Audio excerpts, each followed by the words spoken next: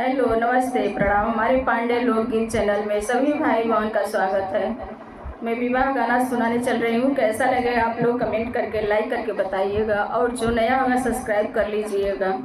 करवा चढ़ल आवे दूल्हा सुंदर दूल्हा, करवा चढ़ल आवे दूल्हा सुंदर दूल्हा, अटकल मऊरिया के झूझ लाला, अटकल मऊरिया के झूझ लाला।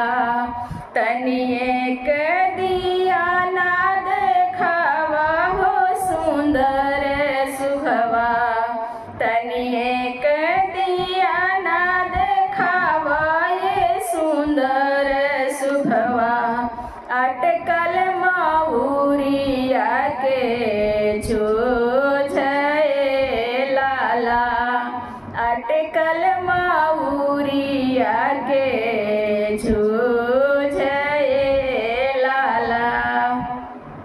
कैसे के दिया ना देखाइए सुंदर दुल्हा, कैसे के दिया ना देखाइए सुंदर दुल्हा, बैठल बाटी पापा जी के जांघ लाला, बैठल बाटी पापा जी के जांघ लाला। इतना बचन जब सुनल सुंदर दुल्हा, इतना बचन जब सुनल सुंदर दुल्हा, सिर मौरी दिहल उतारिए लाला, सिर मौरी दिहल उतारिए लाला। इतना बचन जब सुनली सुंदर सुहवा, इतना बचन जब सुनली सुंदर सुहवा, सिर मौरी दिहली पहिराइए